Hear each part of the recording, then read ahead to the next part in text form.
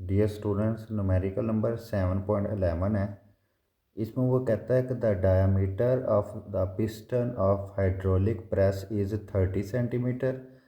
How much force is required to lift a car weight 20,000 newton on its piston if the diameter of the piston of the pump is 3 centimetre.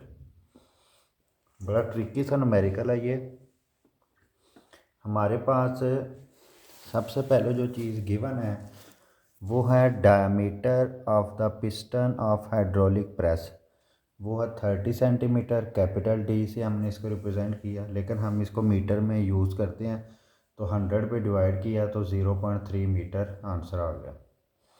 दूसरी चीज़ है diameter of piston of pump. इसको हमने small D से represent किया, ये भी 3 centimetre, इसको भी मीटर में चेंज कर दिया। उसके बाद weight of the car, force और वेट हमें पता इक्वल है, क्योंकि इसमें हम फोर्स और वेट को इक्वल ही लेते हैं। हाइड्रोलिक प्रेस वाला जो टॉपिक है आपके पास पास्कल लॉ में, तो इसलिए इसको F2 कहते हैं। अब मैं F2 बताऊंगा इसको क्यों लिया और F1 हमने क्यों फाइंड करने। हमने force to lift a car on its piston, हमने जो हाइड्रोलिक प्रेस वाला टॉपिक पढ़ा है उसमें हमने पढ़ा था कि F1 फोर्स ऐसी फोर्स है जो कि पिस्टन के ऊपर अप्लाई होती है, इसलिए हमने इसको F1 का, और जो बजाते खुद वेट है उसको हमने F2 का। और हमने ये पढ़ा था कि ये जो फोर्स हम पिस्टन के ऊपर अप्लाई करते हैं F1 वो स्मॉल होती है, और जो बजाते खुद जो बॉडी का वेट है या फोर्स है वो बहुत ज़्यादा होती है। तो ये हमारा आंसर भी बता देगा कि क्या है। ये हमने फार्मूला ही पढ़ा था, F1 over small A is equal to F2 over capital A, और F1 निकालना है तो ये स्मॉल ए डिवाइडर होते जाकर मल्टीपल हो जाएगा। इसको मैंने इक्वेशन नंबर 1 कह दिया। हमारे पास अब दो चीज़ें हैं इसमें, एक कैपिटल एरिया और एक स्मॉल एरिया।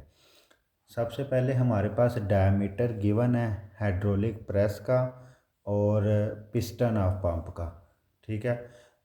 और पिस्टन ऑफ हाइड्रोलिक प्रेस का जो रेडियस है वो डायमीटर को 2 पे डिवाइड किया तो वो आ गया 0.15 मीटर।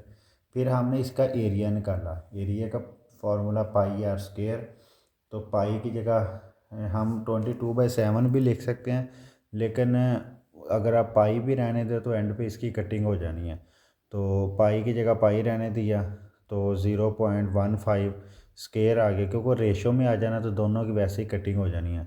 22/7 भी लिख दें, लेकिन 3.14 इसमें इसलिए नहीं लिखा क्योंकि अगर आप 3.14 ऊपर नीचे लिखते हैं तो उसके बाद आप फिर मल्टीप्लाई करते हैं और वो पूरी वैल्यू नहीं लिखते तो वो 200 के अप्रोक्सीमेटली इक्वल आता है, यानी 199 198 आता है। तो फिर अक्सर बच्चे कंफ्यूज हो जाते हैं जी हमारा बुक के साथ आंसर मैच नहीं कर रहा, तो आप बेहतर है कि फिर पूरी वैल्यूज़ जो है वो पॉइंट के बाद लिख लें। इसी तरह जो radius of piston of pump है वो स्मॉल आर है, इसको भी डायमीटर को 2 पे डिवाइड किया तो ये आ गया। इसका भी एरिया निकाला, इसका फार्मूला पाई आर स्क्वायर, ये नीचे में लिखा है, लेकिन इसमें स्मॉल आर आएगा। ये हमने वैल्यूज़ निकाल ली, पाई को उसी तरह रहने दिया।